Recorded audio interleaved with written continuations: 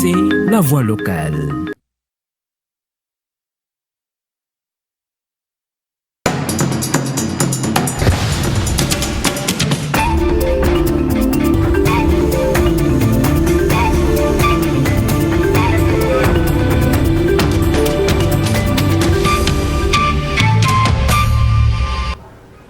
Chers téléspectateurs, bonsoir et bienvenue dans cette édition d'information. Voici les titres. Les habitants du village Mbarigo à Saint-Louis haussent le ton face à la recrudescence des cas d'accidents mortels dans cette localité. Ils réclament des ralentisseurs pour lutter contre ce fléau. Pendant ce temps, d'autres crient le ras-le-bol. Ce sont les commerçants du marché central de Kaolack. Ils dénoncent l'état d'insalubrité du marché envahi d'eau usée, impactant négativement leur activité quotidienne. La mairie est interpellée pour une solution urgente. La vente de bananes à Sédhiou est une activité très prisée par bon nombre de femmes. Toutefois, l'état des routes usées impraticables constitue un véritable obstacle pour leur activité, mais également pour le développement du commerce local. Dans la deuxième partie de cette édition, le dossier du jour qui porte sur l'atelier d'évaluation de la radio-télévision communautaire RTC après 6 mois d'existence dans le paysage médiatique sénégalais. Mesdames et messieurs, voici les grandes lignes de cette édition. Restez avec nous pour le développement.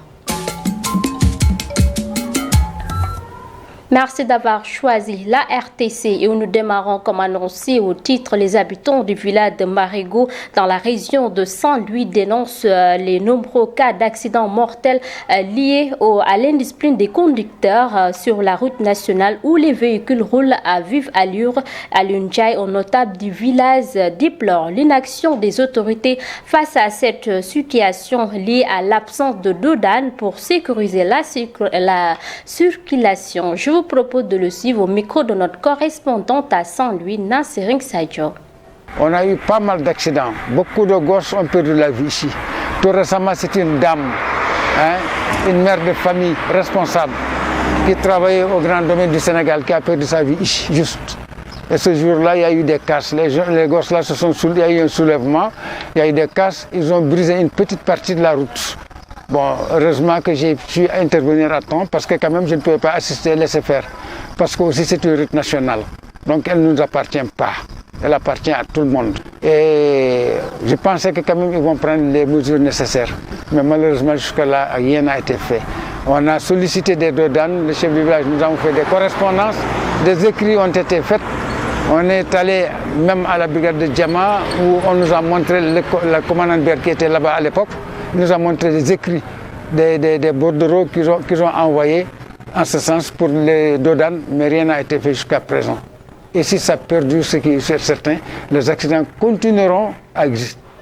Direction Fatick, le syndicat des professeurs de l'Université du Sud USAN au campus de Fatick a tenu à l'issue d'une assemblée générale un point de presse pour dénoncer la situation alarmante du centre universitaire ouvert depuis 2019. À travers cette initiative, le personnel souhaite interpeller le gouvernement afin qu'il prenne ses responsabilités et apporte des solutions durables aux problèmes récurrents liés aux infrastructures et au financement de l'université, ce compte rendu signé Ndeye Amissar. Avec plus de 250 000 étudiants, le campus de Fatick, qui abrite 4 départements, 8 licences et 12 promotions, souffre gravement avec seulement 4 salles de cours. Selon les syndicalistes, l'université du Sine Saloum fait face à de nombreux défis. Vous imaginez, nous avons fait 5 mois de vacances. Nous venons de reprendre récemment. Et sur ce qui est grave dans cette situation-là, c'est que la commission qui a été mise en place pour évaluer les salles de cours, cette commission qui a été dirigée par des préfets, ils nous ont jeté une patate chaude. On n'arrive pas à accéder à nos locaux. Donc l'université du Sine Saloum, aujourd'hui, comme vous le remarquez, est la seule université quand même qui ne dispose pas de salles propres. Cette université à vocation agricole manque d'infrastructures adaptées à sa mission. Chaque département fait cours une seule fois par semaine. Au moment où on nous parle de Djubandi, au moment où on nous parle de stabiliser le calendrier scolaire, là c'est impossible, je ne dis même pas quasi impossible, mais c'est impossible à l'UCN de pouvoir stabiliser le calendrier universitaire avec 4 salles de cours parce que les autres salles sont en état de délabrement avancé. Il y a des dalles qui tombent, ce qui constitue un danger pour le personnel administratif mais aussi pour le personnel enseignant. Elle est également confrontée à un problème budgétaire majeur, ce qui complique encore son développement. Quand il n'y a pas d'argent, donc la pédagogie ne suit pas. Cette année, ce qui se passe est pire, je l'ai dit tout à l'heure, on n'a même pas voté à l'heure actuelle notre budget. Donc là, on ne sait pas par où tourner la tête. Donc nous sommes face à des lendemains incertains à l'université du Sine Saloum El Hadji Ibrahima Niasse. Et ce qui est à déplorer, c'est que l'État nous jette des miettes.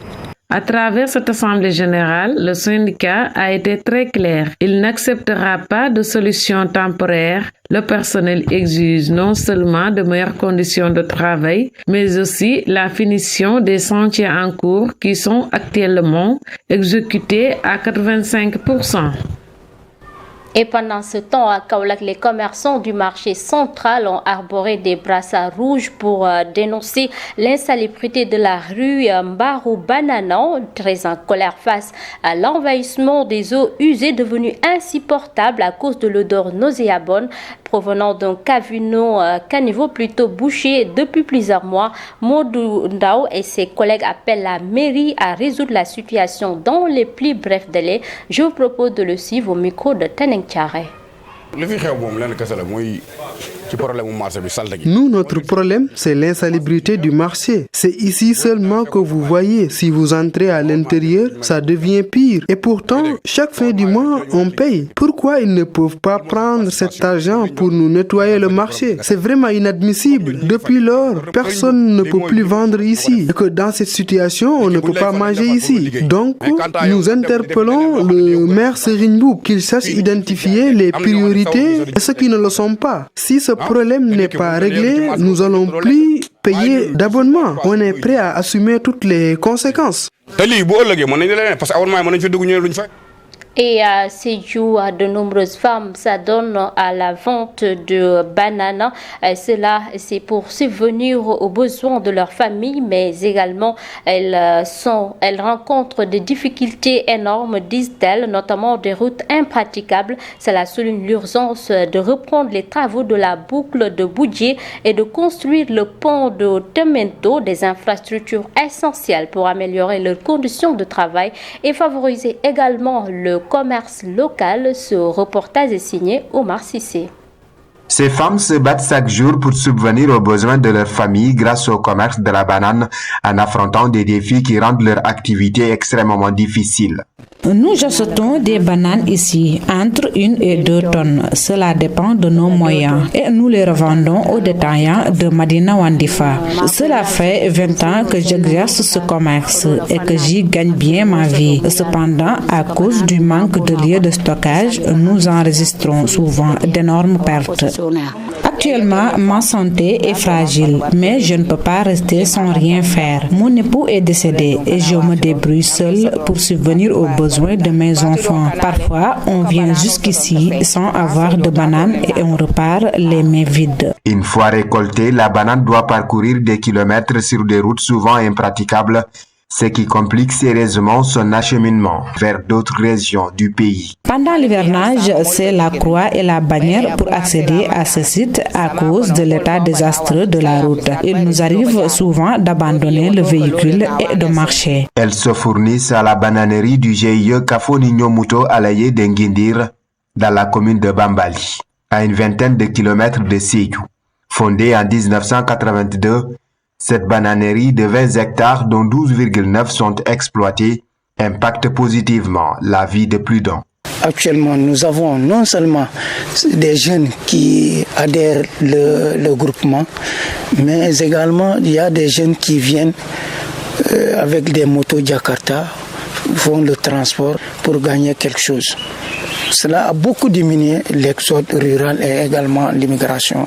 Les producteurs et commerçants de bananes de la région militent pour la reprise des travaux de la boucle du Boudjé et la réalisation du pont de Temento. Des projets d'infrastructures essentielles qui faciliteraient le transport des marchandises et des personnes dans la région de Sédhiou.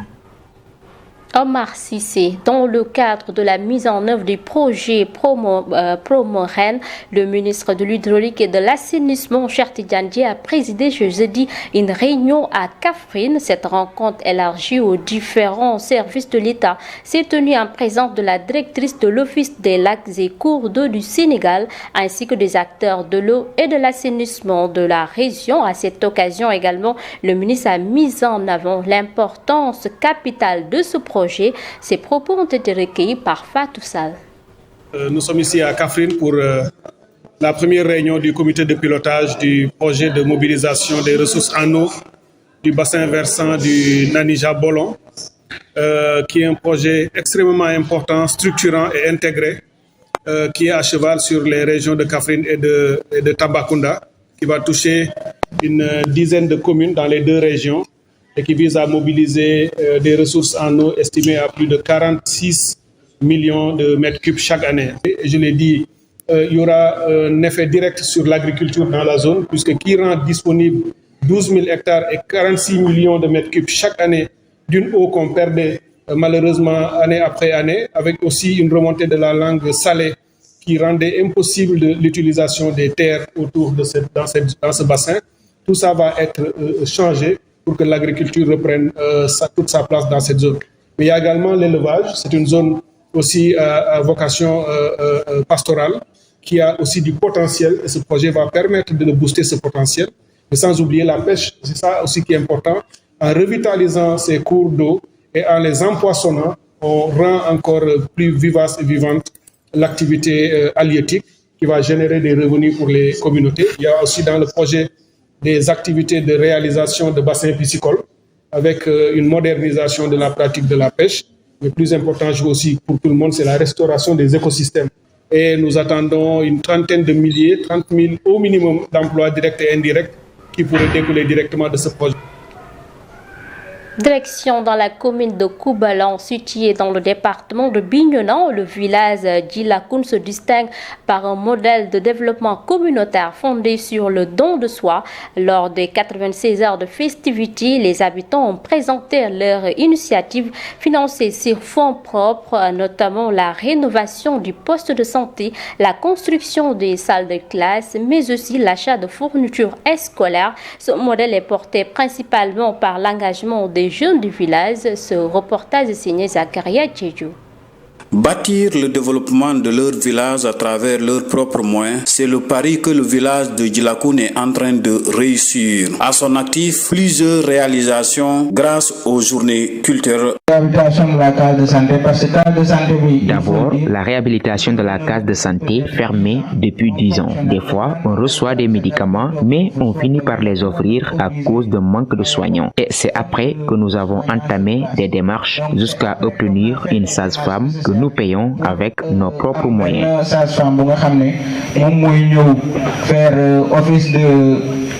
Gérant de cette case de santé, nous fait avec nos propres moyens. Il s'ajoute des réalisations dans le domaine de l'éducation et autres services. On fait des investissements chaque année de près de 500 000 francs CFA pour l'école dans le but d'accompagner nos parents pour l'achat de fournitures. Pour rappel, la mort que tu vois comme ça, ce sont les jeunes qui l'ont d'ailleurs construit.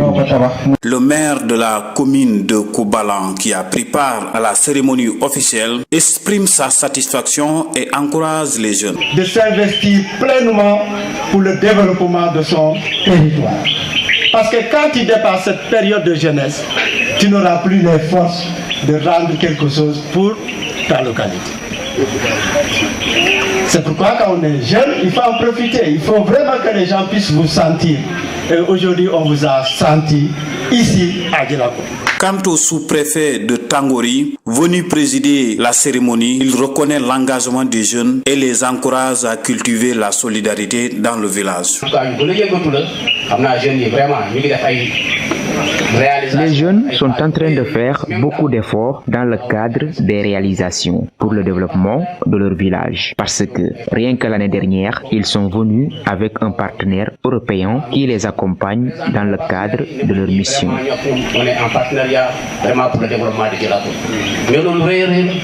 La population de Djilakoune compte à travers ces journées culturelles régler les problèmes mineurs du village et tendre la main aux autorités. Et nous terminons cette première partie à Ndoukoumane où plusieurs jeunes abandonnent leurs études pour se lancer dans la mécanique automobile, un métier qui constitue une alternative face au chômage. Cependant, ces mécaniciens rencontrent de nombreuses difficultés sur le terrain. Ils manquent d'espace de travail adéquat, souffrent de la précarité des outils nécessaires à leurs activités et doivent faire face également à des retards de paiement de la part de la clientèle. Je vous propose de suivre ce reportage de Fatou Sall. Le métier de mécanicien constitue une passion et un gagne-pain pour la plupart des jeunes Kaffrinois. Certains d'entre eux abandonnent même leurs études pour ce travail. J'étais élève, mais j'ai abandonné les études. On m'a même insulté et frappé, mais j'ai toujours cru en ce métier. Je me suis toujours dit que cela allait passer. Moi aussi, j'étais élève, mais à la fin, j'ai abandonné les études pour devenir mécanicien. Cependant, ces mécaniciens déplorent un manque de matériel adapté qui parfois est à l'origine des accidents de travail. Il existe des risques dans ce métier, mais nous travaillons avec prudence.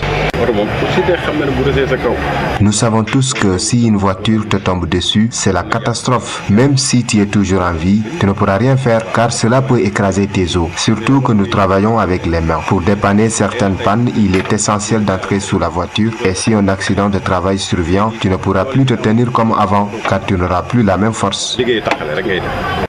Certains clients semblent ignorer les risques de ce métier car la plupart tardent à payer. Parfois, certains clients te font travailler toute une journée sans que tu gagnes beaucoup d'argent. Il arrive aussi que nous travaillons jusqu'à la tombée de la nuit, mais on nous dit qu'il faut attendre jusqu'à demain. Tu travailles avec un client, il te doit de l'argent, mais il te fait attendre. Certains te disent qu'ils vont essayer, mais tu ne les reverras probablement plus. Pour faire face à ces problèmes, ces jeunes mécaniciens appellent les autorités. Ils espèrent ainsi bénéficier d'un endroit dédié et de matériel adapté afin de travailler dans des conditions meilleures. Et à présent, la deuxième partie de cette édition consacrée au dossier du jour. 6 mois après son lancement, la radio-télévision communautaire RTC a organisé un atelier de bilan pour évaluer les points forts et faibles de la chaîne tout en affinant sa ligne éditoriale. L'objectif est de fournir une information de proximité et de qualité afin de répondre aux attentes des communautés locales. La synthèse de cet atelier, c'est dans ce dossier réalisé par Mahmoud Dafé et Maïfaï. La radio-télévision communautaire RTC a officiellement commencé à émettre le 1er juillet 2024. 6 mois après son démarrage, aujourd'hui, l'heure est venue d'évaluer les premiers résultats de cette nouvelle chaîne qui s'affirme peu à peu dans le paysage médiatique sénégalais. Il était intéressant et d'ailleurs logique qu'on ait une rencontre de bilan pour faire l'évaluation de ces 6 mois, pour voir qu'est-ce qu'on a fait de bon. Qu'est-ce qu'on a fait de moins bon, qu'est-ce qu'on a fait de mauvais et quelles sont maintenant les perspectives qu'on doit maintenant aborder pour l'année 2025 pour faire de la RTC une réalité dans le paysage audiovisuel sénégalais et africain. Pendant 3 jours, des échanges et des partages de connaissances ont eu lieu sur des modules essentiels liés à la pratique du journalisme reporter d'images. Le rédacteur en chef a profité de cette session pour tracer les grandes lignes des objectifs à atteindre. Dans les perspectives, nous nous sommes engagés à cette fois-ci aller au-delà de l'information tout court, mais intégrer dans la grille, mais surtout également dans le cadre de nos travaux, ce qu'on appelle le grand reportage, parce qu'il serait important qu'on puisse définir plus ou moins les grandes lignes, notamment la prise en charge des besoins des communautés. Dans un reportage d'1 minute, c'est bien. Dans un dossier de 5 minutes, ça pourrait se faire, mais nous avons senti aujourd'hui l'intérêt ou bien même le besoin d'aller beaucoup plus loin et à cela insérer ce qu'on appelle le grand reportage pour avoir beaucoup plus de temps. Ce séminaire de renforcement des capacités a offert une occasion aux responsables de la RTC de sensibiliser davantage l'équipe rédactionnelle à la ligne éditoriale de la chaîne. Celle-ci repose sur un principe fondamental, c'est-à-dire faire de l'information de proximité une priorité absolue afin de mieux répondre aux besoins spécifiques des communautés locales. C'est au cœur des préoccupations des communautés à la base. Ces gens-là qui sont très loin des centres de décision, ces gens-là qu'on ne donne pas souvent le micro, ces gens-là que souvent leurs préoccupations ne sont pas véritablement prises en compte dans les contenus médiatiques. Et nous voulons justement combler ce gap-là. C'est bien de démarrer un projet innovant, original, mais il faut s'inscrire dans la durée. Et je crois que les responsables de l'URAC s'inscrivent là-dedans, développent des stratégies pour que la RTC soit un média pérenne. Satisfaite de la qualité des travaux de cet atelier, une membre du conseil d'administration de l'URAC a encouragé les femmes journalistes à faire preuve de détermination, de persévérance dans l'exercice de leur travail. Ce sont des animatrices, ce sont des techniciennes qui sont déjà sur le terrain.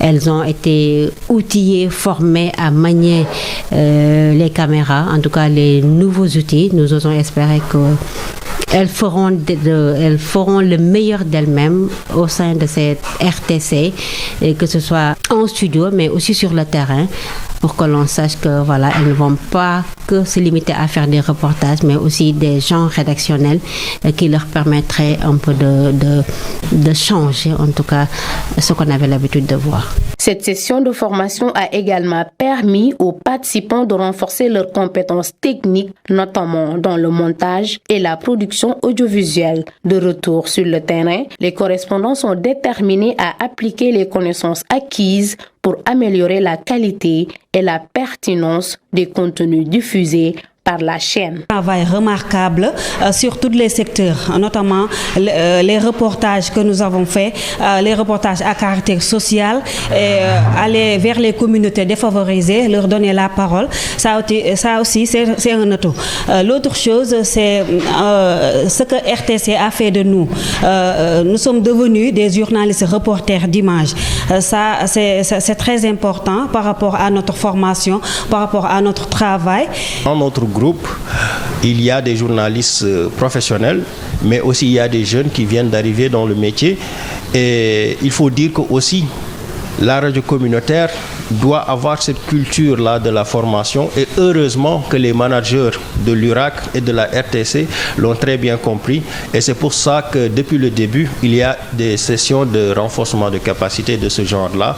Donc à ce niveau, on est rassuré de voir qu'il y a effectivement cet effort de soutien et pour qu'il y ait des productions de qualité au niveau de la RTC. Les 3 jours d'échange ont été une opportunité unique pour évaluer les forces de la RTC et identifier ses faiblesses. Tout en proposant des pistes concrètes d'amélioration, le personnel tout entier et la direction ont affiché une volonté commune de faire de la radio-télévision communautaire un média incontournable au service des aspirations et des besoins des populations locales.